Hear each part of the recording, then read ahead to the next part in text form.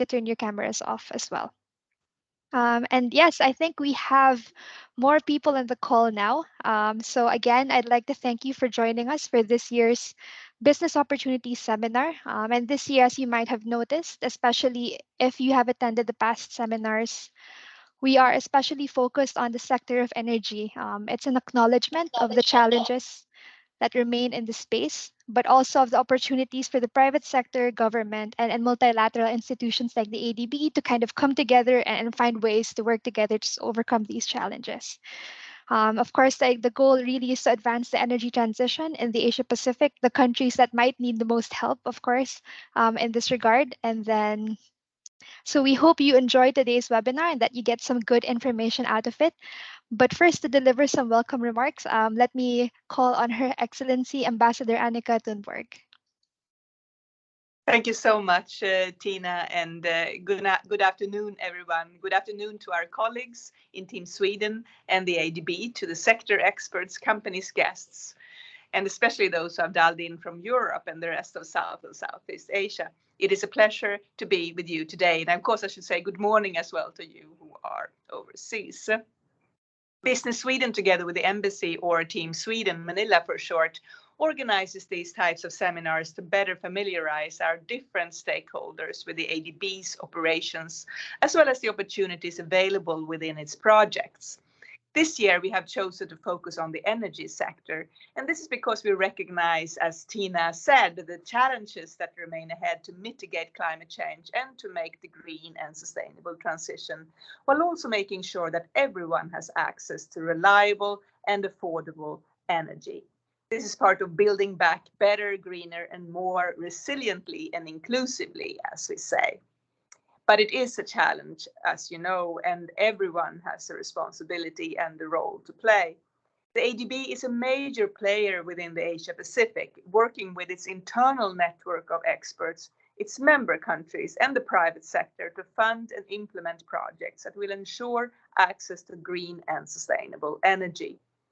For example, its energy transition mechanism is expected to accelerate the transition away from coal-fired power plants and replace them with renewable alternatives, with the first 3 pilot markets in Southeast Asia, including the Philippines. Moreover, its presence in other markets has supported clean energy generation and efficient and sustainable transmission. Sweden is also doing its share.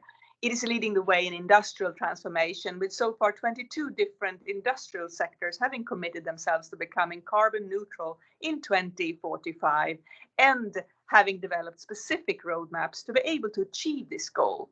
Sweden aims to be the first carbon-free OECD country by 2045. Already today, it ranks first in the Global Sustainable Competitiveness Index and places second in the UN Sustainable Development Report.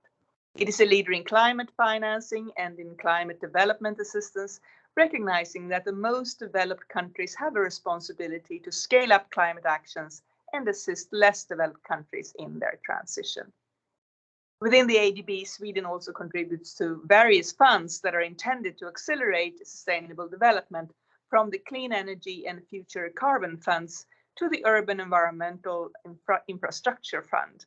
My government recognizes the ADB as an able and committed partner in the Asia Pacific, and of course has full confidence that the funds we contribute have a sustainable and long-term impact.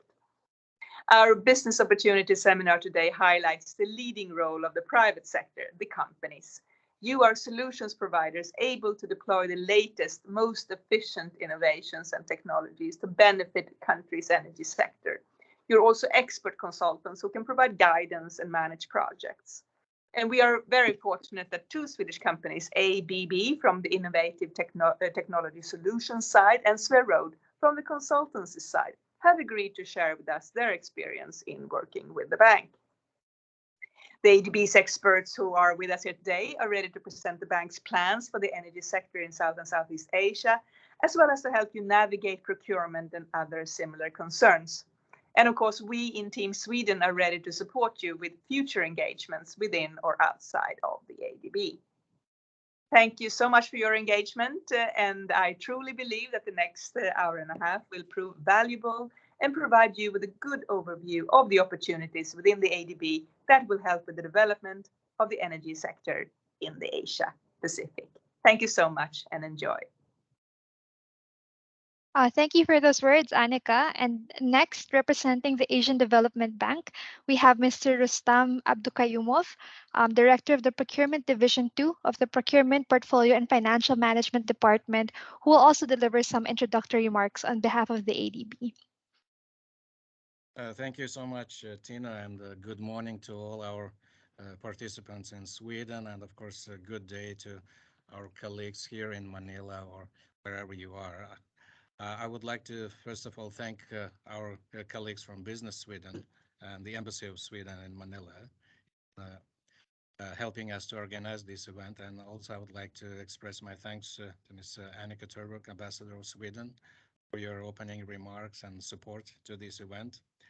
As many of you know, for the last 2 years, we have been conducting these business opportunities seminars virtually. And last year we had 54 events, and we still see strong interest from business community. We still have few seminars to be conducted this year in the virtual format, but since now the situation is improving and many travel restrictions have been lifted, we hope that sometime next year we'll be able to organize this kind of business opportunity seminars in person. And we are exploring different options on where to conduct that. Could be in Manila or could be elsewhere in the region. And once we have made this decision, we will advertise this event on ADB website. So if you go to Work with Us tab, then select ADB Business Center. And under that, there is ADB Business Opportunities Outreach page. So we will put this information and there will be a link for registration. So this is just for your advance information. Today, taking this opportunity, I would also like to announce that ADB will be organizing one large event in October. 27, 28 October, we will have a large virtual business opportunities event open to participants from all countries, from all constituencies, and it will focus on mostly urban sector in a broader sense, but urban means it's urban water, urban energy, urban transport, and health. We will be also discussing some topics related to disaster risk management and circular economy. So the overall umbrella, the theme is addressing the future challenges of Asian cities. And if you are interested, please visit that link, which I mentioned.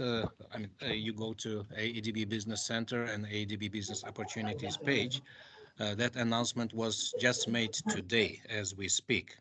Uh, for ADB colleagues, just wanted to inform that we have sent a memo to the board of directors announcing about this event, and this will be also shared with the embassies and trade missions.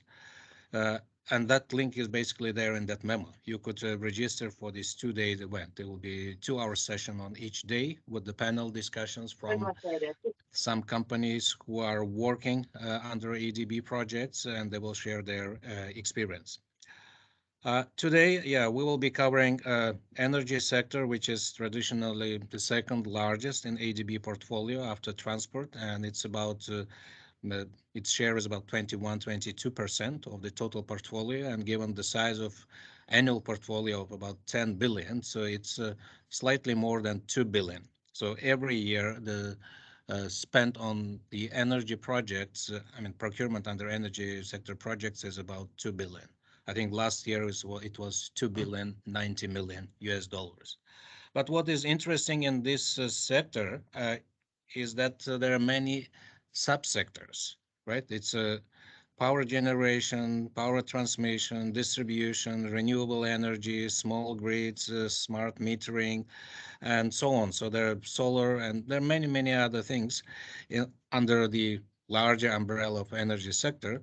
And that basically provides more diverse opportunities for you to consider.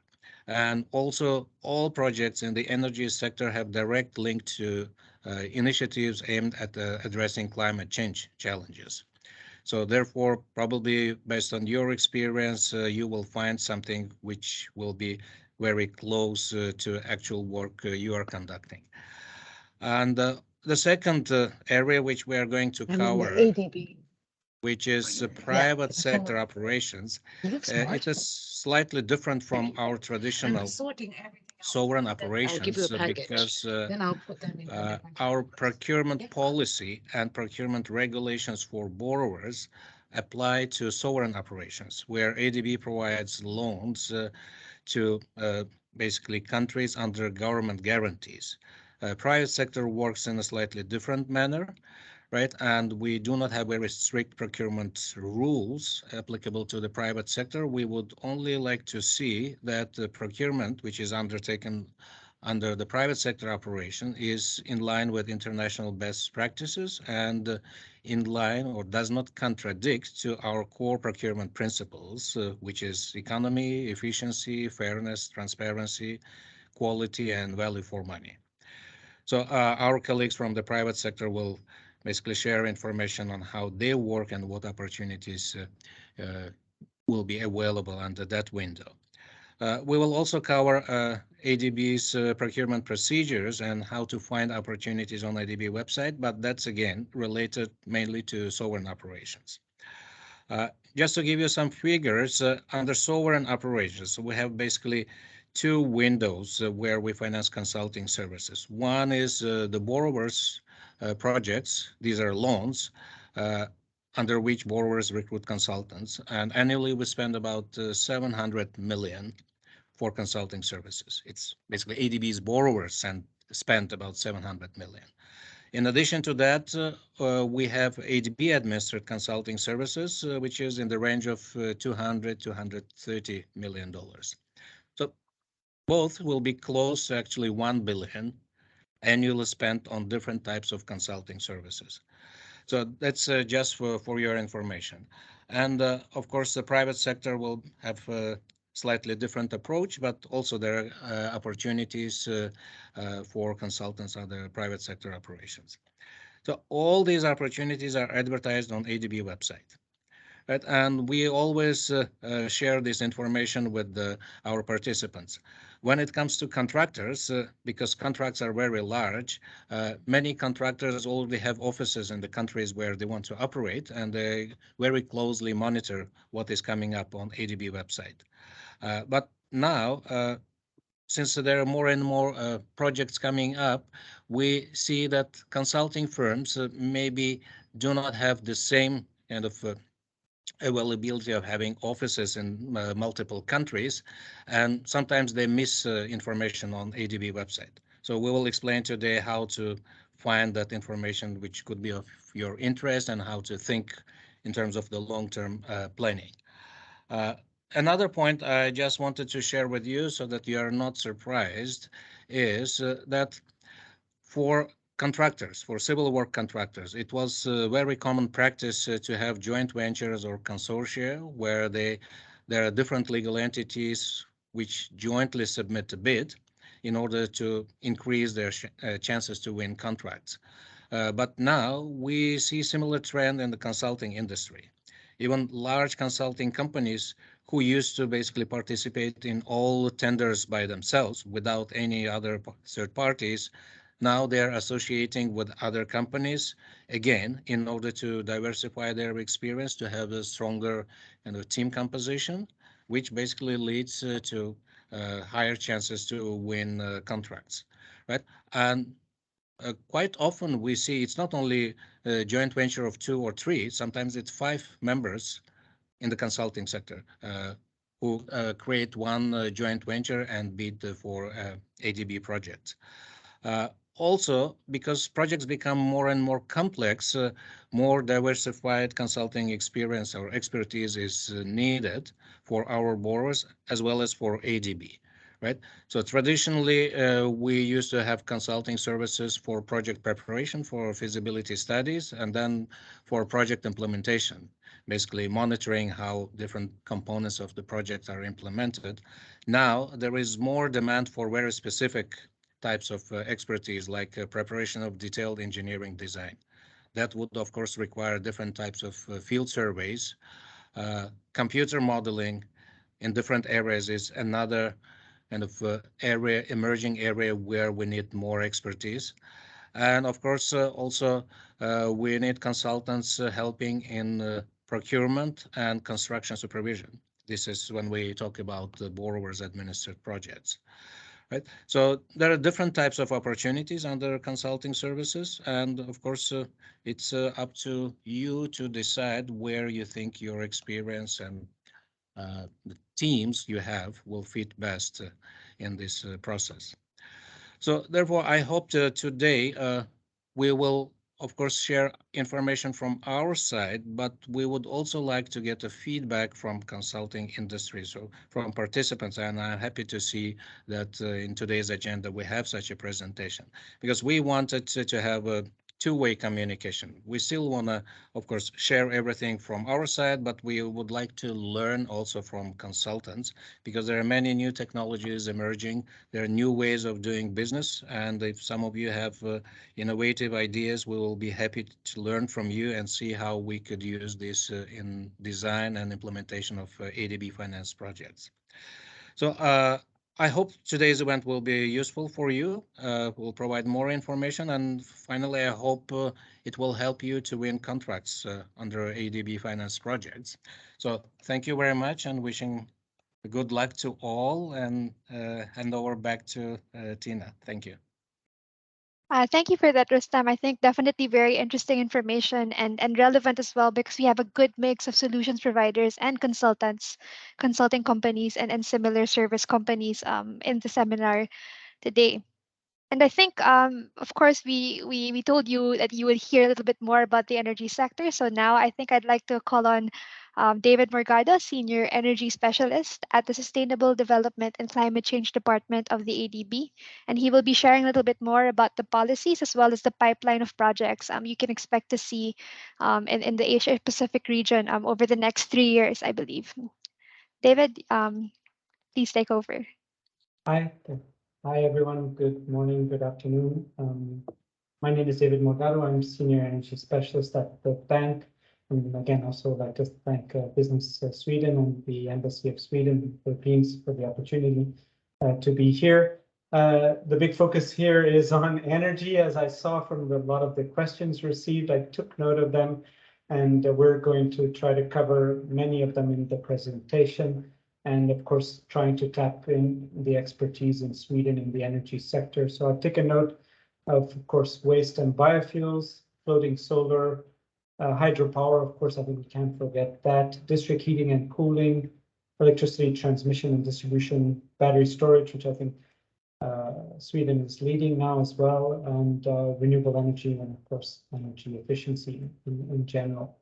So maybe I'll just give you a bit of context and then I can go into more detail on the kind of projects we're financing, particularly in Southeast Asia, which is where most of you seem to be interested in, but also cover other regions. So maybe next slide, please. So the presentation, I've got about 15 minutes, just going to take you through some of the key energy challenges in the region that we work in, but also some of the opportunities and what we're seeing in terms of changing energy landscape, but also what is ADB's main focus as well. We'll talk through ADB's energy portfolio and ADB's energy policy from 2021, which has new areas that the bank wants to prioritize. Then finally, I'll take you through some of ADB's clean energy projects, as well as the indicative clean energy projects we're looking at in the next 2 to 3 years. Next slide, please.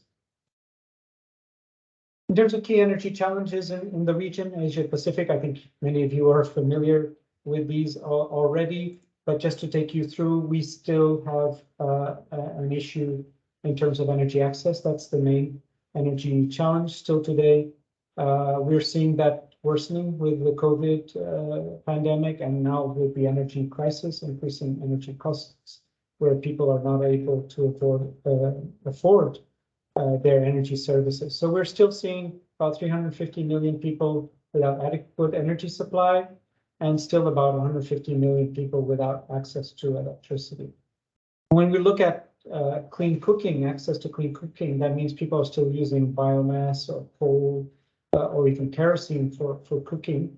We're we're still seeing 1.6 billion people in the region without access to clean cooking, and that's an area which hasn't progressed much, to be honest, in the last couple of years. And those electricity access and access to clean cooking are under the Sustainable Development Goal 7.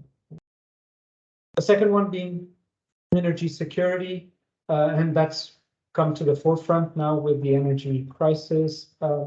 And we were seeing where most of the energy demand, the energy consumption is going to happen is in this region in Asia Pacific. So the IEA, the International Energy Agency, sees a doubling of electricity demand in the region by 2040, and significant investments in renewable energy and electricity grid investments. And of course, the governments which are already in debt distress will very much need to tap into private sector investors and support from multilateral development banks.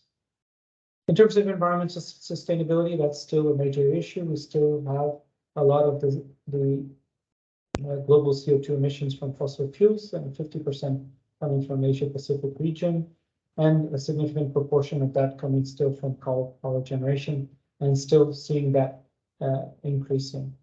Next slide, please.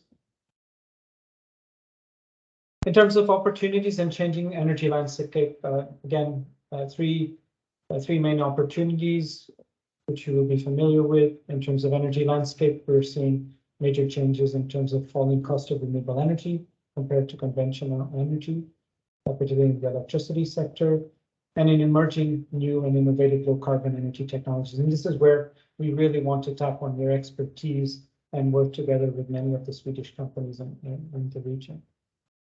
In terms of global commitments, I think you're familiar with the Sustainable Development Goal 7, which has been for some time, and looking at the commitments there for renewable energy, energy access, and energy efficiency. But more recently, the Paris Agreement, the nationally determined contributions, and the more ambitious NDCs that have come through this year, and the country is now committing to net zero as well.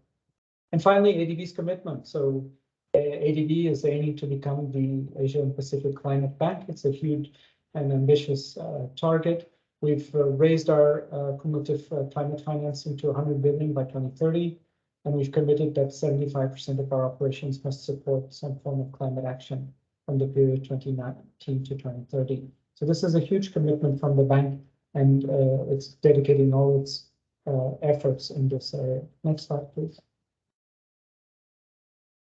In terms of the ADB energy sector portfolio from 2011 to 2021, so in the last 10 years, as Rustam mentioned, it's on average about 20% of ADB's overall lending. And if we break that down, about 50% is in clean energy, and the other 50% more or less in transmission and distribution. And that's likely to remain a big chunk of ADB's investment in the future. Transmission and distribution, particularly for the expansion and upgrade to ensure it supports increasing capacity coming from renewable energy, but also again supporting energy access. And we look in the clean energy portion specifically, looking at climate mitigation finance.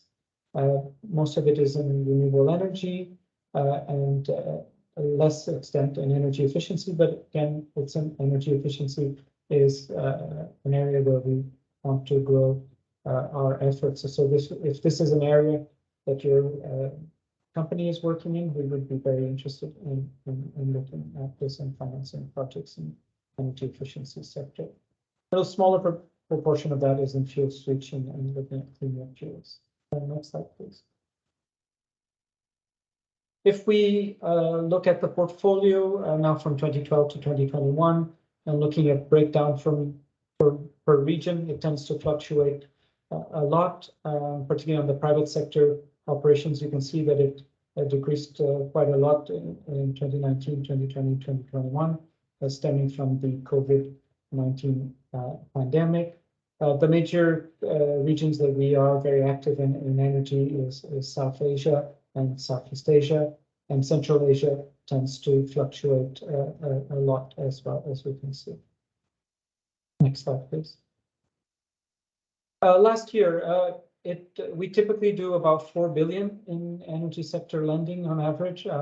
Last year, still repercussions from COVID-19, we did about 1.7 billion.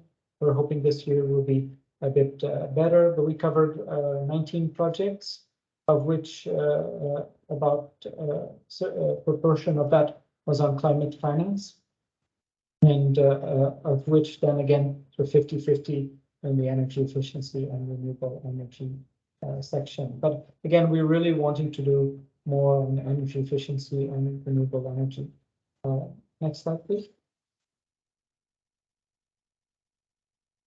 So ADB approved its new energy policy very recently in last year in October 2021. After a lot of discussion. So the previous energy policy was from 2009, was relatively out of date. And this new energy policy covers and prioritizes energy efficiency, renewable energy, energy storage, which is an area that many of you are interested, decarbonization, electricity transmission and distribution expansion and upgrade. And it's looking at it both at national level, but also cross-border, so interconnection between countries. ADB will continue and has been working on energy policy reforms, long-term planning, regional cooperation, and greater private sector participation. We're seeing a lot of interest in modeling these days to support countries in terms of looking at their long-term energy planning and incorporating that as within their NDC or their long-term strategy for decarbonization and net zero plans. We're also promoting the use of smart, digital, innovative, and best available technologies, particularly in the smart grid and transmission and distribution sector. So if it's an area that you're working in, we would be very interested in collaborating on. And then we can't forget that there's still a huge energy transition process ongoing in the region. So we're very focused on delivering an inclusive, resilient, and just transition. So transition in countries from maybe use of coal and gas to renewable energy and our energy efficiency. Under this policy, we formally close the door for coal financing, but we keep the door open for natural gas, subject to very strict criteria. We're selective on our financing of storage hydropower plants, and that's more to do with the environmental and social elements of it.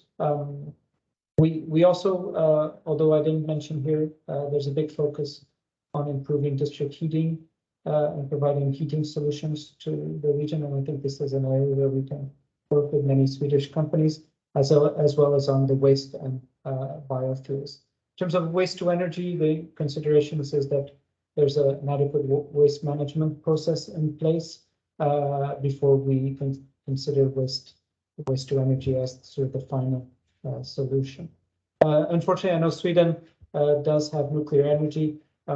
We don't finance nuclear energy, but we do support countries to incorporate nuclear energy in their as part of their planning and decarbonization strategy.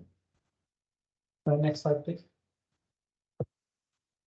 Just very briefly to cover some of the ADB's energy policy principles. There's 5 main principles.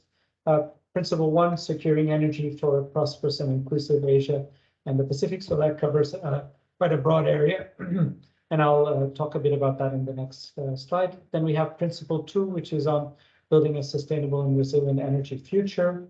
Principle 3 on supporting institutions, private sector participation, and good governance. And then principle 4, promoting regional cooperation and integration. And principle 5 on integrated cross-sector operations to maximize development impact. And we're seeing this more and more where we're having to look at water, transport, energy nexus together. So if we go to the next slide, please. I'll take you through in more detail the slide before. Yeah, thank you.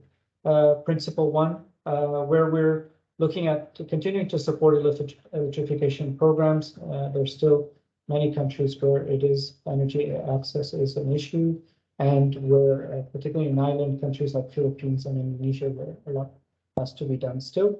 Promoting cleaner cooking and heating and cooling, improving energy efficiency across supply and consumption chains, and then promoting social inclusion and gender equality and partnerships.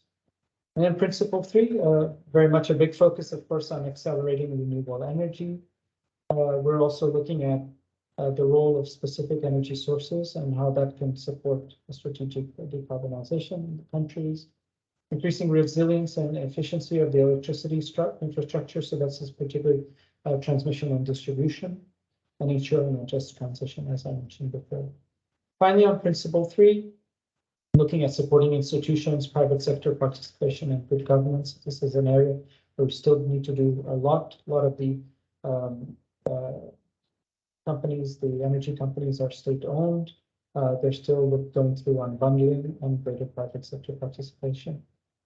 So we're supporting institutions. We're looking at tariff and subsidy reform, not only in electricity, but also in heating.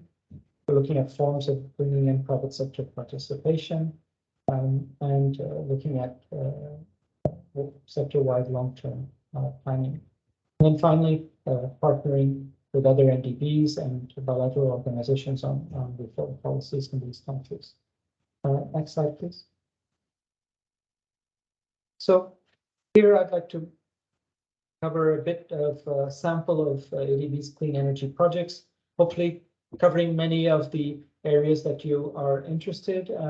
So it shows a wide range of ADB's sort of financial tools that we can provide.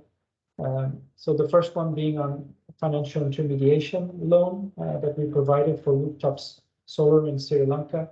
So this is a $50 million credit line that through the government we provided then to I think 4 local banks for financing of rooftop solar PV systems, so at attractive interest rates.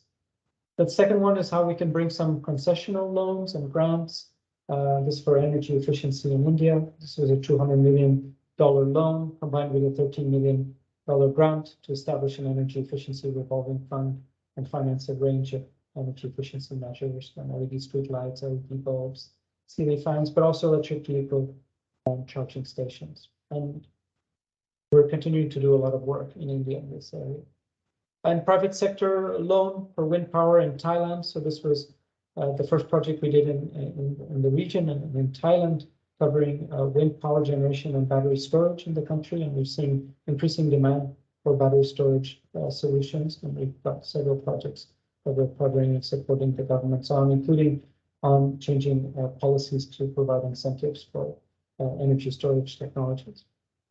Then on the sovereign project loan, again, so battery storage in Mongolia. So this would be the first utility scale energy storage project in the country to help increase renewable energy uptake, but also to support load shifting capacity and emergency backup.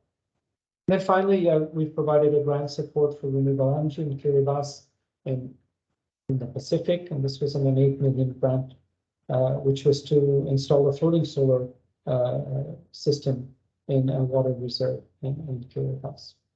We also have set up a range of facilities. We also support green bonds, but maybe I noticed there was some interest in Southeast Asia. We have the ASEAN Catalytic Green Financing Facility. So it's an initiative under the ASEAN Infrastructure Fund, and it's mainly focusing on accelerating green infrastructure investments. And so under this facility, we provide the Southeast Asian governments with technical assistance and access to over $1 billion in loans from co-financing partners. And basically, we support governments to identify and prepare commercially viable green infrastructure projects.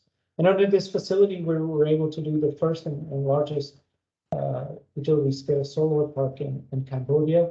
And we're now looking at a second stage of that project. So the first one was 100 megawatts, and we're looking at another 100 megawatts with the government now. Again. The next slide, please.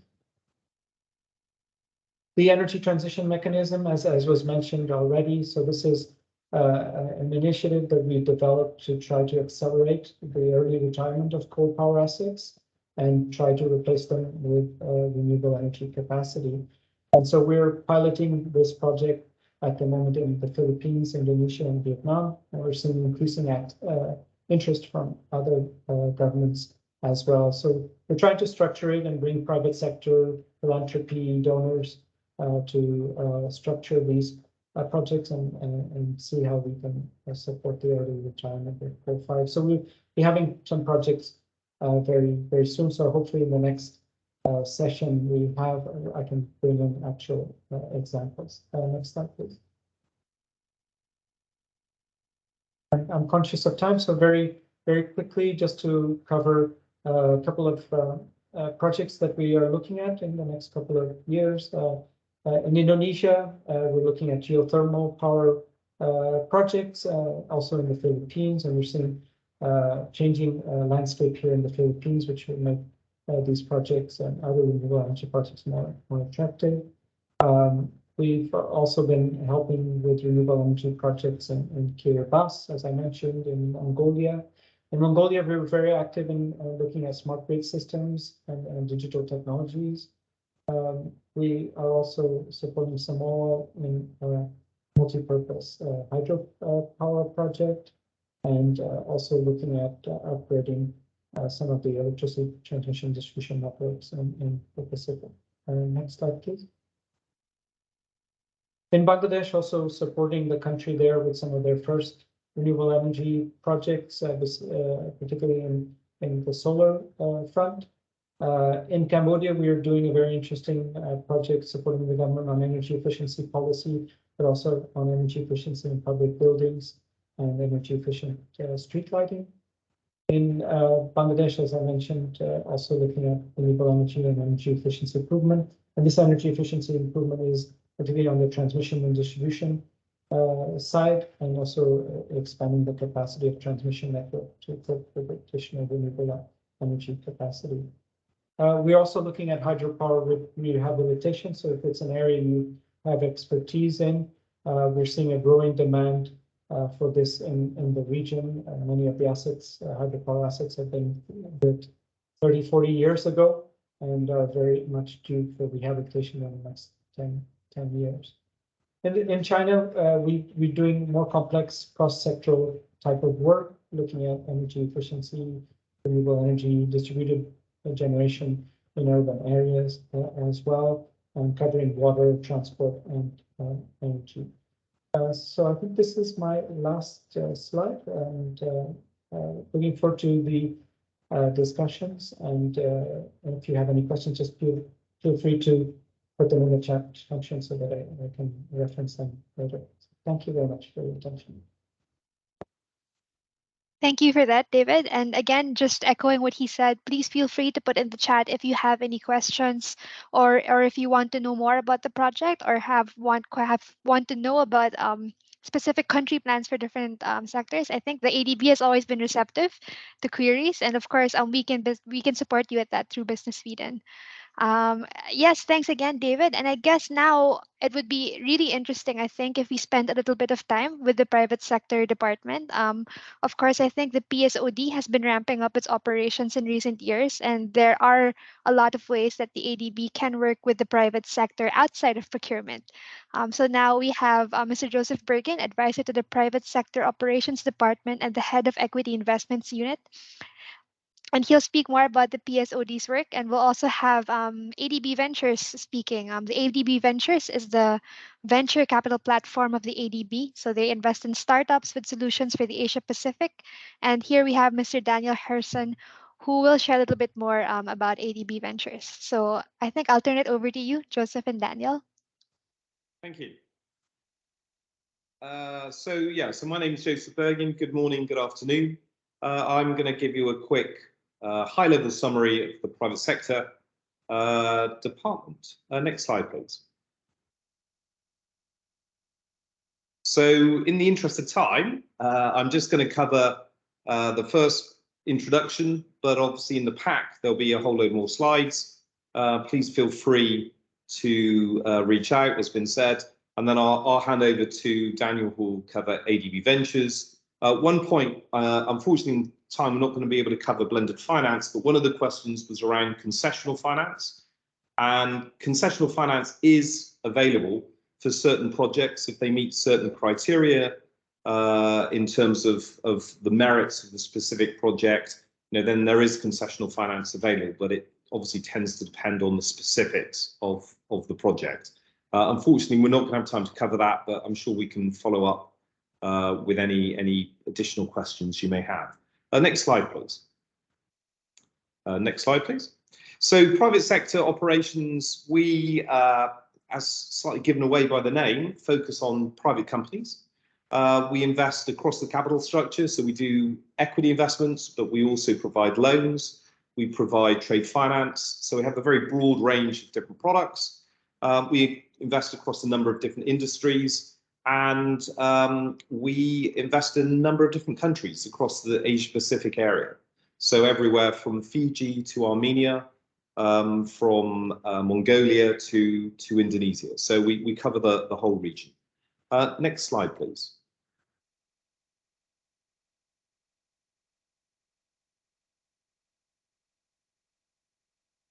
So in terms of the sort of investments we make, it is important to mention that we are looking for commercially viable transactions. So we are expecting to make a financial return, and we ultimately need to recycle our capital. So we invest the money in the form of debt and also in the form of equity, but we are expecting to generate a positive financial return from that investment, and we will ultimately need to realise the value of our investment. We're also very focused on delivering very positive development outcomes. What does that mean? That means we are very focused and will carry out extensive due diligence to ensure that any project is environmentally sustainable, that it promotes social responsibility, and that it fosters inclusive economic growth. So we are a development bank, so that is a key parameter for us. We measure our effectiveness in the various projects in this area, and we will not take a project forward if it unless it does deliver that sort of positive development outcome. Next slide, please. So our value addition. So we want to encourage the development of the private sector. So we're happy, we predominantly provide growth capital funding. So we want to work with businesses, give them financing to support their expansion, because if those private sector companies grow, they will employ more people, they'll generate more local income, they will generate more taxes, which is good for the country. And we want to develop an entrepreneurial spirit within the countries in which we operate, because we think the development of the private sector is a really important part to developing those countries' economies, and reducing poverty, and improving the life of the people living in those countries. We have good local presence. There's a slide later that shows that we have offices throughout the Asia-Pacific region. We've built up really detailed knowledge of the challenges in different countries. Obviously, familiarity with the challenges is really critical for any new venture. And again, just to preempt a question that has been asked, we are able to invest in legal entities that may be based outside of the Asia-Pacific region. So, for example, I'm working with a Dutch company. Its operations are in Asia-Pacific, but it's legally a Dutch company headquartered in Amsterdam. So we can look at both companies and funds that are located outside of the Asia-Pacific area, as long as it has significant operations within the region. So just to address a point that I think was put in one of the questions. Next slide, please. So in terms of the sectors, we call this infrastructure, but it really sort of covers a few different areas. So energy, both in terms of transport, environmental infrastructure. We invest in the manufacturing sector, in the ICT sector, and the tourism sector is a really important. There's a number of Pacific islands that are very heavily dependent on the tourist sector. So, for example, we provided loans to Fiji Airways to get them through the sort of COVID challenges. And it is a really important part of the economy of a number of the smaller developing countries. The financial institution sector is important. We invest in a whole load of different areas, but providing additional access to people to access financial services, again, we see as a really important role for us. Next slide, please. Agribusiness is clearly important in terms of food security. So we invest in a whole range of food businesses and agricultural businesses. Improving logistics is really critical. A lot of countries suffer great losses in terms of food waste because the warehousing, the distribution is is not sufficiently developed. So we see that as a critical area to improve food security for the region. And then the final sector, we call it social sector, is really healthcare. So we invest in hospitals and diagnostic businesses, helping the elderly, but also we're invested in the education sector, in terms of schools and colleges, because obviously raising educational standards is also critical to development. Next slide, please. So in terms of, I won't go through this, it's a very detailed slide, but our debt, typically we invest up to $100 million. On the equity side, we can also invest up to $100 million. We're always a minority shareholder in terms of our equity, and our equity is predominantly growth capital to support businesses to grow and expand. We provide guarantees that can go up to $500 million.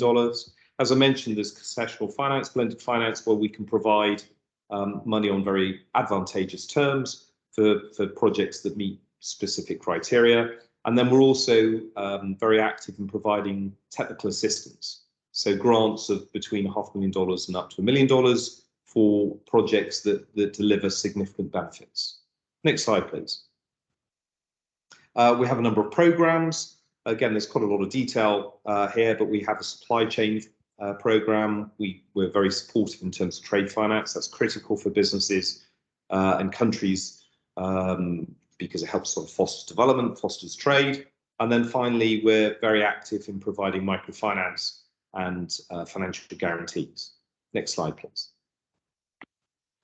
So as I mentioned, we've got a very strong regional presence across the whole of the Asia Pacific area. Again, I won't talk through all the different places, but we're very active. Having that team on the ground makes a big difference. So we're everywhere from Fiji to Georgia. And we know these countries well. They all have their own particular challenges, and hence, you know, we feel we can add a lot of value to companies wishing to enter these markets for the first time. We can assist them to navigate through the multiple challenges that they can often face. Next slide, please. This is an organisation. Next slide, please. So I will now hand over to my colleague Daniel to talk you through ADB Ventures. Thank you. Thank you, Joseph, and I hope everyone can hear me. First of all, well, god morgon, god eftermiddag allesammans. Jag är svensk, men jag pratar engelska tänkte jag nu. Jag vill bara säga hej först alla. So I'm just going to spend 2-3 minutes on ADB Ventures. Obviously, there's a lot more to talk about ADB Ventures, so please feel free to reach out to me with any questions or any things you would like to know about ADB Ventures following this short overview. But if you can go to first slide, that would be great. So what is ADB Ventures? It's essentially, as mentioned already, it's the venture investment arm of Asian Development Bank. What we really do is that we invest into startups from around the world, also from outside of Asia, that we think can have a significant impact in developing Asia. Majority of our investment has been in Asia, but we also invested in Europe, in US. Currently we're operating one fund that invests early stage equity capital into startups. We're raising an additional fund with the same instrument. What we usually invest is from around $500,000 to $2 million in initial check, with the potential then to do follow-on investments. We're also raising a debt fund. We think that's a critical gap in the market for early stage companies, and the plan is to have that up and running by end of next year. And the last thing we do is that we have what we call our seed program, which is really a way to provide smaller financial support to help very early stage companies or companies that are in the early days of expansion into Asia test out their technologies or businesses in selected markets in developing Asia. Look at the next slide, a little bit about our focus areas. In short, our main focus is on climate-related solutions, covering across different sectors and different markets. We look at both mitigation type of solutions or decarbonization, as well as more adaptation and resilience solutions. We are agnostic in one way across sectors, as long as it can deliver this impact. On top of that, we also apply a more of a gender lens across our investments to ensure that we can maximize the gender impact, both from within the company itself and the market opportunities point of view. And get the next slide. A little bit around what we're looking for. As mentioned, our general fund, we would invest around 500,000 to 3 million in first check, and our seed program around 100,000, 200,000. We do target more market level financial returns, and we tend to always co-invest with other like-minded venture capitalists and investors. The market, our focus in our solutions are going to be deployed in Asia. So companies should either have an existing footprint in Asia, emerging Asia, or near-term plans to expand into Asia. And that's really where we see our main value add, is that we have these networks that Joseph described across Asia that can help companies de-risk and accelerate market entrance and market access in selected countries. We do have a preference for what we call larger markets, solutions that can be scaled up and replicated across Asia. We want to address the bigger problems Asia have. We're not really looking for the niche solutions. Just in terms of stage, we're looking at tech-enabled solutions generally, but we do not invest in R&D. The companies that we support generally have revenues, but most of them are still a few years from profitability. Given our size of the fund, but our mandate, we tend to focus more on companies with less capital-intensive solutions, and that at least have a near or positive unit cost with some kind of pathway to sustainability. We're not equipped really to do capital-intensive projects or projects that might take many, many years to reach profitability. And as mentioned, we target solutions that can deliver climate impact, both mitigation and resilience. So that's ADB Ventures in a nutshell. And please reach out to me with any questions you might have, or if you want to know more about what we do. Thank you. Thank you for that, Joseph and Daniel. And again, I'm very mindful that we haven't had really a lot of time to spend on the different sectors who have presented so far. So again, yes, you heard from them directly.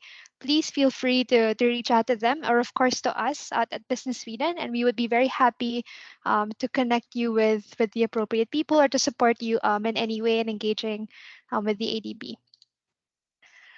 Yes, and now I guess we have Luke Faulkman, who is a senior procurement specialist with the procurement division of ADB, and he will share a little bit more about the procurement and how to do the business with the ADB and the ADB procurement system. I do believe we've had quite a few questions around procurement already, so I'm happy to hand it over to you, Luke.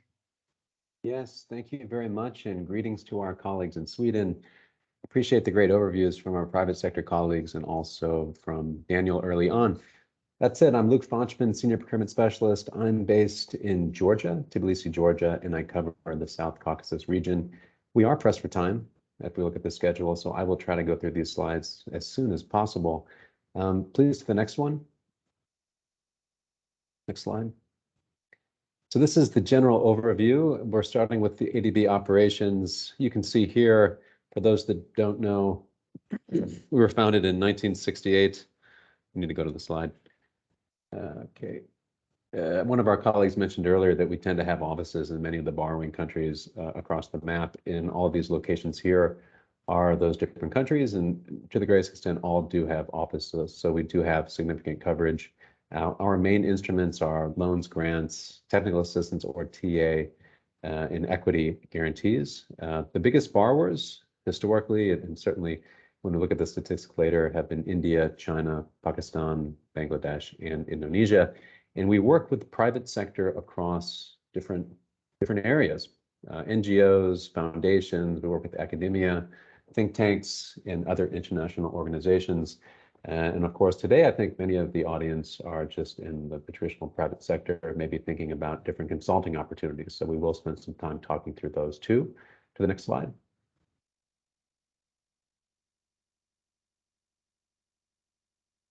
So this is a bit about our sovereign portfolio. So our private sector colleagues earlier talked about what's happening in that sphere, but this is really the lending to governments. So by and large, South Asia is our largest area in terms of lending. So these are active projects. That's 34.5 billion, followed by Central and West Asia, Southeast Asia, East Asia, and the Pacific.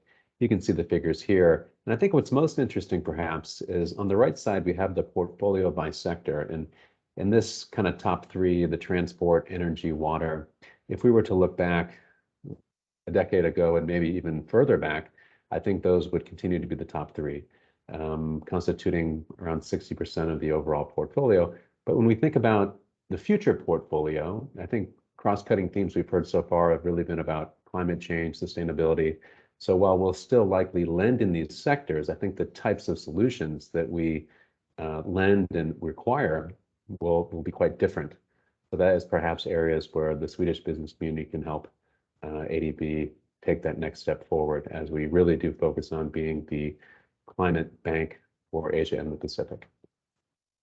Next slide. So this is a bit about our private sector lending portfolio. Not going to steal anyone's thunder. I think this was talked about a bit earlier, but I think the general clear message here, it has just really consistently grown from 2017, where these graphs have started, up to about 14 billion as of 2021. So you can see a very positive growth trajectory there on the private sector side. On to the next slide.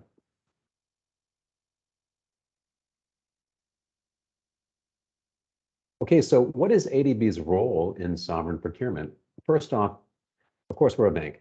So our capacity or our role within this dynamic is really as that of oversight. So we ensure that the procurement is carried out in accordance with our policies and procedures. Our policies and procedures are really part of the loan instruments that go out and are agreed upon with the sovereign. So we do this through either a post-review process, where we will review a transaction after it's conducted, basically on an audit basis, or on a prior review basis, where we will review a procurement transaction at different stages in the procurement cycle before it is actually made. And so we tend to work with either executing agencies, and you might hear this word later on in the presentation, or implementing agencies. And the executing agency is generally the Ministry of Finance of a particular country. They'll sign the loan, and they may hand off the implementation of that loan to an implementing agency or an IA. And the IA would be the one to kind of issue the tender, do the evaluation, perform contract management if that's the case. And ADB will provide a bit of oversight and advice throughout that entire process for the IA. Next slide. So when is the private sector engaged in ADB projects? Well, the short answer is all over the place, right? So from the very beginning, we have our country partnership strategies. So every 4 to 5 years, we will work with a particular government, and we'll think about the types of projects or areas that we'd like to focus on to improve development objectives. And oftentimes we'll require individual consultants to aid in that process. When it moves to particular projects, each project will have a concept or a feasibility study and or preparation activities required, and will often require individuals to support in that process. For example, consulting firms to prepare design work or indicative design, maybe support in the feasibility of a particular project before it goes forward to our board. During implementation, I think there's even more work, because this is typically where not only do we have consultants, but also contractors involved. So implementation, we might move from that preliminary design to a detailed design, which will require consultant support to carry that out. Not to mention, of course, contractors to carry out the work, or contractors to supply goods. So really, there's lots of opportunities kind of across the entire project cycle. The next slide, please. I briefly mentioned these. I mean, if we break procurement down into areas, right, we would have goods, which I think we have some statistics later. There's quite a bit of goods procured from Swedish entities under ADB financing, so that's very positive. We have works, depending on the sector. It could be a road or a bridge, could be construction of a school. We also sometimes procure on a design build basis, so that could include a thing like a power plant or various kind of more hard assets needed to deliver against a certain sector. Consulting services kind of across the whole realm of project preparation and implementation. The vast majority of our projects require also a project management consultant to oversee the work. We also hire consultants to prepare different knowledge products, reports. We also work with a lot of consultants to do things like digital media. So there's really a lot of kind of different opportunities that you can look at when thinking about ADB financing. And then for non-consulting services, so what are they? Things like surveys and training and translation. So we do actually put on a lot of events. So we'll typically require firms, in some cases individuals, to help put on such events and provide such services for us. The next slide. So here are those statistics. And if you've not done so already, please do take a look at the 2021 annual procurement report. The link is here, and I believe this deck will be shared. And so you can see all these slides in greater detail. But in 2021, if you can believe it, we have financed about almost 7,100 contracts constituting nearly $10.7 billion. So the volume is substantial.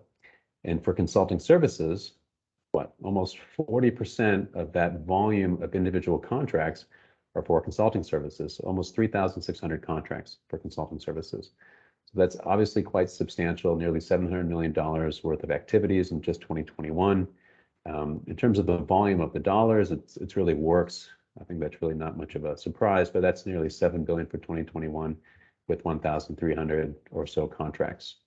And just looking at the trajectory of growth when it comes to procurement across the goods, works, consulting services, and non-consulting services area, 10.7 billion for last year, and the year before that was 10.4, and then even going back as far as 2017, 8.6 billion. So a clear growth trajectory in terms of the volume of procurement activities that ADB has been financing over the past 5 years. Next slide.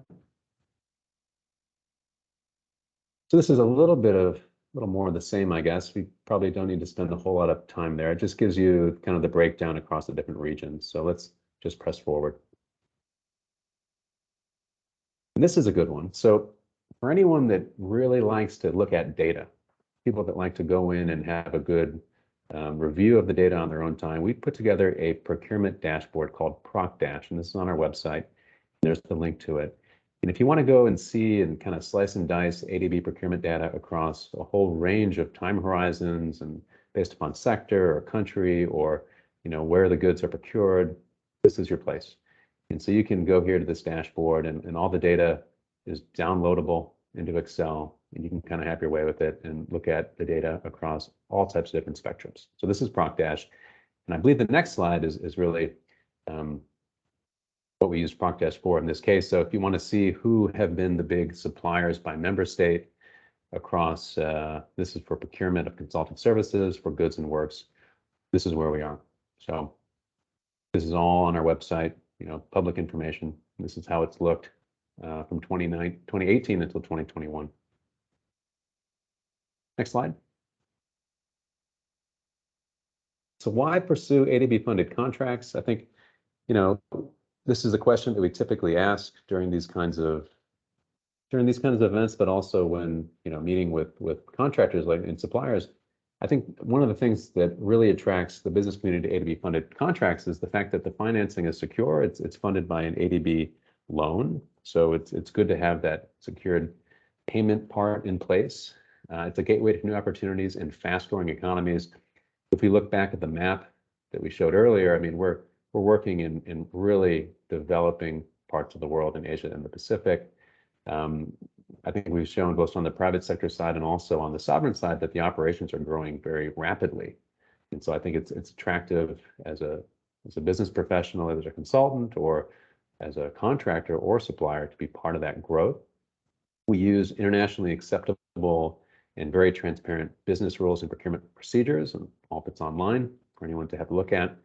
There's a lot of integrity oversight. I mentioned this kind of support that we provide our borrowers, and in many cases that's before a lot of the procurement transactions are actually made. So we're giving a lot of advice to make sure that the activities go as accordance to our policies. And it's an opportunity to contribute towards the development of Asia and the Pacific.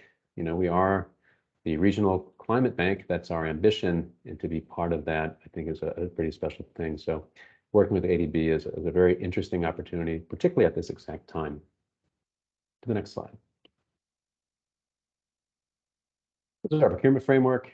I'm not going to labor on this too much, but essentially the story is that we transitioned in 2017 from a kind of a rules-based procurement framework to more of a principles-based. And the reason we did that was because we wanted to allow for greater amounts of flexibility in terms of how procurement activities are designed. And so we'll talk about what that looks like. Next slide. These are the principles that Rustam mentioned. So fairness, economy, efficiency, transparency, quality, and value for money. We want to make sure that the transactions that we finance kind of meet these principles.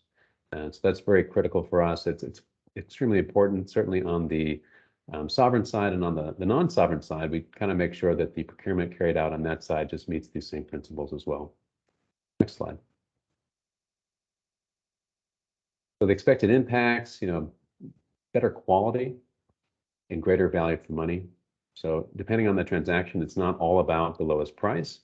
Quality is certainly a contributing factor to the award decision, depending on the transaction and what's being procured. We expect reduced time to deliver procurement outcomes. We'll talk about one of the innovations on the consulting side in a moment. We expect higher quality suppliers to bid on the projects, lower transaction costs, better capacity of DMCs, and better relationships between our borrowers and our suppliers. Next slide. These are the different procurement methods. I'm noticing the time, we have like 20 minutes, so maybe we can go through this to the next slide. Those are the procurement methods to select firms. We did, as I said, we have a pretty innovative approach for a new selection method. One of the questions asked before the event was, does ADB think that this new selection method might kind of bog us down because we might get a lot of more proposals during this one-stage process? And the quick answer to that is not really. We've kind of anticipated that in its structuring, and the overall end-to-end times we expect to be reduced, going from a two-stage process to a single-stage process. And this is what it looks like in detail. I'm not going to read it all out. I think everyone's going to get the deck. To the next slide. Ooh, this one. Yeah, you can just click through this. I forgot that it's one of these. Ooh, okay. That's it. Next slide. So bidding strategies. So these are things to think about when you're looking at ADB financed work. Got to understand the country context and the client requirements. I think that sort of ground intel is very important. Collect intelligence, network. Where can you network? Well, this event's a good place. Linking up with others in the Swedish business community. You can use these kind of opportunities to identify partners, to work on new opportunities for consulting services, or also for goods or works procurement. Study the bidding documents if it's your first time bidding on an ADB funded procurement. There are some nuances to them, so be sure to look at them very closely. We try to kind of make the important parts stick out, but we do emphasize that because it's important. Prepare a very responsive technical proposal. And especially for consulting services, and that's what we're talking about. A lot of times the quality is the most important part. A lot of this is clearly outlined in the EOI or the advertisement that you'll see, but do focus on the quality of the technical proposal.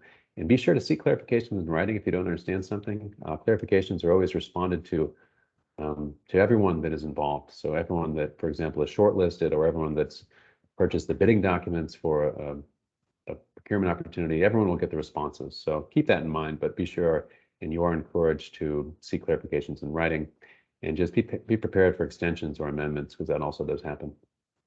Okay, next slide. Questions. So common mistakes. In the interest of time, we'll just kind of click through this one. Everyone will get the slides. So don't do this. Don't fail to disclose a conflict of interest. It's important, critically so, that firm or JV partners must be from a member country. That list, I think, is part of the presentation as well, but don't show up with a non-member because that will exclude you from an opportunity. Don't be late. That's critically important.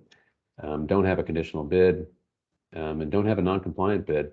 And importantly, integrity violations are certainly not tolerated at all. But when in doubt, seek written clarification. But just to emphasize that again. Next slide. Debriefing and complaints. The point here is we do have an online complaints process. It's linked here. If you do see a serious issue associated with procurement, you can always rely upon that. And those complaints do go to ADB, and they can be anonymous as well. Next slide. Where do you find information? Well, lots of places. The country partnership strategy will give you the kind of the broad picture over a certain time horizon, but the COBP, the operations and business plan, will give you more specifics on actual projects. We have procurement plans. All this stuff is online. You can search by country, by sector. I think if you go to the next slide or the slide after, we'll see those. Yeah, this is where you find the information. So go to procurement outreach, go to operational procurement, go to projects and tenders. I think that's probably the most critical one if you're searching for a specific near-term opportunity. Next slide. Yeah, more of the same, procurement plan, the advance action. Next slide. Here you go. So this is where you search for example, goods and works opportunities.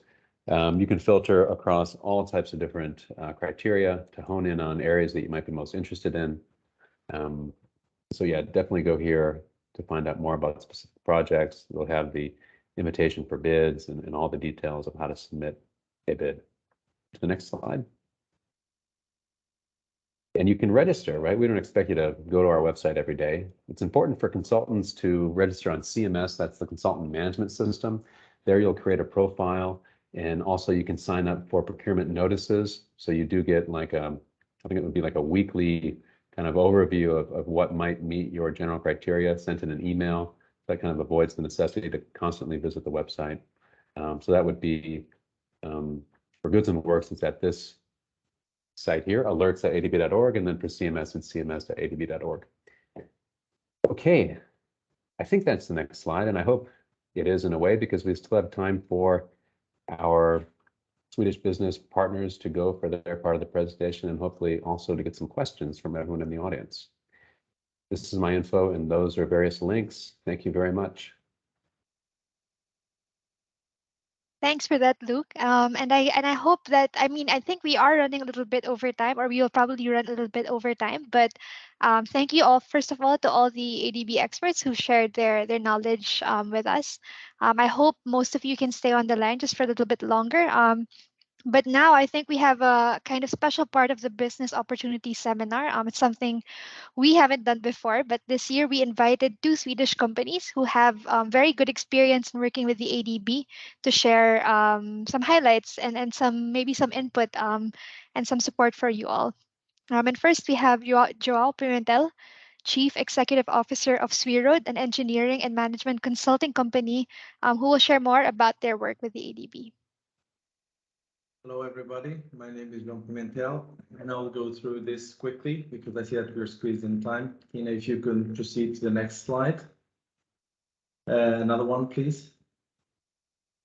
Yeah, so just the origin of Swirod is that this would used to be one of the arms of exporting knowledge from Swedish government to other countries through agencies financed by projects, financed by SIDA and implementing projects in numerous countries around the world. This company used to belong to Trafikverket until the year 2018, when it was privatized. Today, it's a private company that maintains the same feel and the same focus. So we work exclusively with international clients, especially big governments and IFIs. And we have no operations in Sweden, and we provide engineering and management consulting services in the field of transport infrastructure. So we are focused on the, let's say, high-end products and knowledge in traffic safety, ITS and asset management. Supervision, we do a lot, PMC, climate and sustainability, and we also do a lot of capacity building. We have worked in our history in different countries, 85 different continents.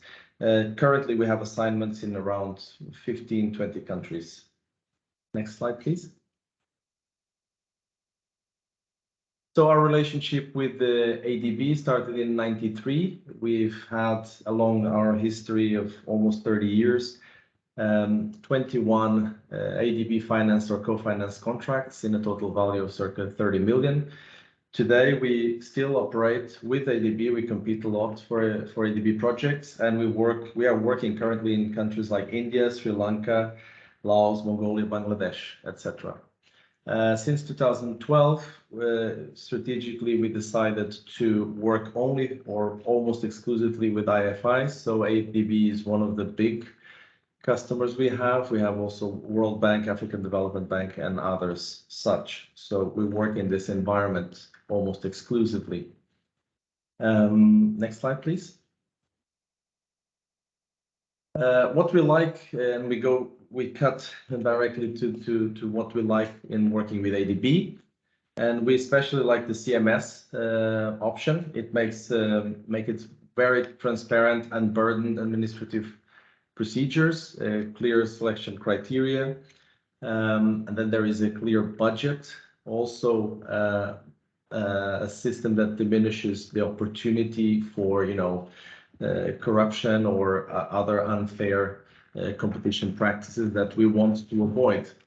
If we're talking about what the Swedish consultant, and I have worked for other Swedish consultants internationally, what the Swedish consultant would like to avoid is unclear criteria, unfair practice, administrative burden, and the shortcomings, or let's say that the points that in our view are to improve are, for example, the budget making. So when the projects are requiring an international team, they should accommodate international rates, for example, and they should define the projects from the start with a little bit more of our input, because the projects are created usually from ADB to the governmental clients, and they are managed by these clients. So we can usually come into the project already when the project is defined. And our input could be more valuable in the initial stages. Of course, there is a catch-22 here, because if we help the client in establishing or defining the project in early stages, then we are prevented from collaborating with them during the project execution and implementation, which is where the, let's say, business is. Other agencies like the UN use framework agreements to tackle this and to still attract this private sector into assisting in defining the projects prior to their, let's say, launch or implementation. Addressing some questions from Mr. Rustam from the beginning, he talked about the local registration, the JVs. That's all practice that we implement. We usually like to work with local companies because we want to understand. We work in many different countries. We want to understand the culture, the practice, all the administrative and cultural, and we want to make our project implementable. So we cannot just come to a country with a bunch of new technology and just expect that people will absorb it automatically. And usually we need this local partner to make the translation, also to enable our budget. Whenever we feel that the project presents a big risk, either for being very large contract or for having specific qualification requirements, we joint venture with companies in the regional space. So we have no problem with doing joint ventures, and we actually confirm that that's a tendency that we tend to follow. Regarding local registration, we tend to avoid this because, again, it's an administrative burden for us. Different countries have different practice and different requirements. We try to avoid local registration if it's not necessary. We use it as a way to deal with taxation, of course, local and foreign, as per the obligations of each country. So in short, this was what I had to say. I mean, I accept questions. I see that we only have 9 minutes. We can also, I'm also available for follow-up contacts if anybody feels that that is valuable. Thank you so much, Joao. I think very short but also very comprehensive kind of insight into your experience with the ADB. And I think thank you also to our speakers for being mindful of the time. I do think our ADB colleagues are answering questions in the chat already, so please feel free to pop some more in for the last bit of our program. But before that, we also have Mr. Jericho Medel, who is the head technical design and promotion manager of ABB. Um, and he would like, and I believe ABB still holds the record when it comes to suppliers and contractors from Sweden in general. So he will share a little bit from the kind of turnkey solutions and innovations side on how they have worked with the ADB. Okay, thank you very much, Tina. So I'm Jericho Medel. So let me just go quick on this one. So let me just brief you on how we operate here in the Philippines and how do we actually support ADB in their projects. No, so just to give you an overview, so ADB is one of the leading technology provider pioneering in the industry with more than 130 years of excellence and experience, and we are present in more than 100 countries. So our key business areas include electrifications, where we offer the distribution solutions, especially supporting the energy sectors, and smart power and smart building solutions. We also have those industrial automations, motions and drives, and robotics. No, so myself is actually under the electrification team, which focus on delivering distribution solutions to energy sectors. So, okay, next slide, please. Yep. So we are actually present in more than 100 countries, as I mentioned earlier, and globally we are delivering around 11.7 billion in revenue, and we have more than 53,000 employees located in more than 200 manufacturing sites all over the globe. No, so next slide, please. So, with a strong focus in the energy segment, our ABB core division abilities enable a safer, smart, and sustainable world. This ensures that we are able to support global action to address climate change, delivering sustainable energy distribution solutions. Okay, next slide, please. So in Philippines, we are present for more than 50 years. We have contributed significantly to various electrification and transformation efforts, where we are able to successfully deliver major projects in public and private sectors. So our head office is located at Sucat, Parañaque, and we have three key offices strategically located across the archipelago. Okay, next slide, please. Okay, so how do we actually support ADB projects? So in most cases, ADB projects are working towards government projects where we really cannot go directly. We cannot be directly to avoid corruption and ensure a fair competition. So we actually support ADB projects most of the time at the earlier stage of the project. For example, conceptual design, preliminary design, where we provide support by assisting to develop the design requirements, system architectures, schematic diagrams, applying the most innovative and latest technologies applicable for the project.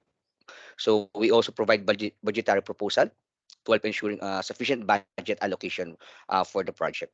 Okay, so this is how we actually deliver ABB solutions to our customers. So we can actually offer type tested equipment to the customers, or we can go through our local channel partners, or we can also have a package solutions through an EPC contractor. Okay, so next slide, please.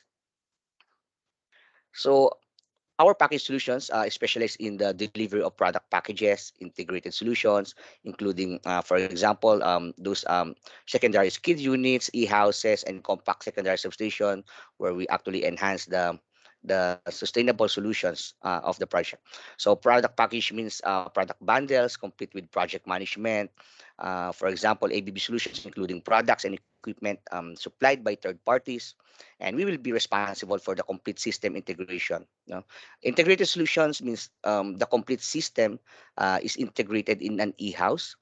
or perhaps compact secondary substation, housing all the ABB solutions, including third-party supplied equipment. So this actually is the correct solutions to meet the needs in ADB projects. Okay, so benefits of next slide, please. Okay, so the benefits of having this will actually provide reduced costs and resources. So there will be a simpler bidding process, reduced negotiation costs, and the customer project management and engineering time can be redeployed. So there will be also reduced risk because there will be lower number of suppliers, and ABB will be doing all the engineering works and ensure that the system are working in order as per the requirements. Okay, it will also reduce the complexity because there will be only a single contract and terms and conditions for the entire package. So we can harmonize payment conditions. There will be a simpler communication, simpler project handling to ensure and minimize any miscommunications. Okay, next slide, please. Next slide, please. Okay, so in Philippines, we are actively supporting energy sector. So these are some of our completed projects here in the Philippines. So we have completed solar projects, solar projects in the Philippines. We even completed battery energy storage systems, and there are also some ongoing battery energy storage projects that we are doing right now. Next slide, please. So in renewable, we are also present doing biogas projects. The electrification of the transportation, we're also present. And next slide, please. Yeah. So so this is just a raw picture of some of the other projects that we have developed and delivered successfully, and some are being funded by ADB and partnering with some private sectors. Okay. And that's all for my presentation. And thank you very much. Thank you very much, Jericho, for sharing that. I think, I mean, every time we speak with the ADB, they always highlight the winning qualities that ABB has in delivering projects. So thank you for sharing a little bit more insight about that. But this, yes, I guess this is, I guess, our last call for questions to be answered live. As I mentioned, our ADB colleagues have already been answering questions kind of very actively in the chat. And then I think one thing I also want to emphasize is that we at Business Sweden have taken note of all of those who have sent in advance questions. So we will be reaching out to you after this webinar to facilitate kind of introductions or to get you the answers to the questions or the meetings to the ADB sector specialists that you might be interested in. We can't, of course, I think we might find it difficult to flood David's schedule with meeting requests. So we will do our best to connect you to the different country offices and the different energy and adjacent sectors who might be able to answer your queries in more detail. Again, I'd also like to note that my colleague Gerard has put in a link to the post-event survey here, and the QR code is also up on the screen, so you can scan it with your phones and fill out a quick post-event survey. So the ADB does make the business opportunity seminar recordings and materials available right away through its platform. But if you want to receive the materials right away, then please fill it out, and we will send it to you right after this kind of seminar. Um, but yes, again, please, if you sent in an advance question, please expect us to reach out to you within the week. We will get in touch to see how we can help you further. And I think I don't see any additional questions coming in the chat. So I guess we move on to our closing remarks and are happy to welcome on screen, so to speak, our new country manager and trade commissioner to the Philippines, Christina Elinder Delias, who will share a few last words for you all. Thank you, Tina, and a big thanks to all of our speakers today. Of course, the experts and the resources from ADB, and of course the team who've helped us in organizing the seminar. And that special thanks also to the speakers from ABB and Sway Road that we just heard for giving your time and to share your experience in working with the ADB. It has been a very insightful afternoon, I believe, for all of us, and I'm not going to talk long because I believe there will be a lot of questions that will be answered afterwards. However, I would like to emphasize that, of course, Business Sweden, we engage with these multilateral development institutions like the Asian Development Bank, precisely because we see them as a strong partner within development. And of course, from a trade perspective, large infrastructure projects that ADB finances, well, they are a brilliant way to put Swedish innovation and technology into excellent use. And of course, from the Manila office, we have a so-called special responsibility to handle the ADB account for Business Sweden as a whole. So we're here to help you, not just for the Philippines, but for the region as a whole. And we're particularly excited, I would say, about the energy space, where, of course, so much more can be done to increase collaboration, to support developing countries, especially within Asia Pacific, to accelerate the shift to renewable energy and to ensure that all citizens in the region have access to clean, reliable and efficient energy supply. So here in the Philippines, we're actively reaching out actually to Swedish companies and institutions who might be interested working in this space. And the same goes for all the countries within the region. So please let us know if you're interested, because we'd be more than happy to connect you to our Business Sweden colleagues, not just here in the Philippines, but in the region. So with that, thank you all so much for participating today, for sharing your knowledge, and a special thanks to my colleagues Tina and Jared here, who's been sitting online managing the chat. And we look forward to staying in touch. Thank you. Thank you, Christina, and thank you again to all our friends at the ADB and to everyone who's dialed in from Sweden, India, Indonesia, Malaysia. I think we have quite a lot of geographic representation here. Just really want to emphasize that we hope the engagement doesn't end here. Business Sweden in Manila does have some governmental funding to kind of support you in networking or engaging with the ADB. So please do reach out to us. Our emails are all on the screen, and we would really be happy to support you further if you're interested more in the ADB or in the energy space in Asia Pacific. Yeah, definitely just send us an email. And then, of course, again, we will be reaching out to those who have sent in their questions in advance. But with that being said, thank you everyone again for your engagement today. I think very good introductions, very comprehensive information in such a short amount of time. And we really hope to build on these kind of early dialogues and to connect with all of you moving forward. Thank you. And good afternoon, good morning, and have a great day wherever in the world you're located. Bye, Thank you. everyone. Very good. Bye-bye. Thank you so much. Bye. Thank you. Thank you very much. Bye. Thank you very much.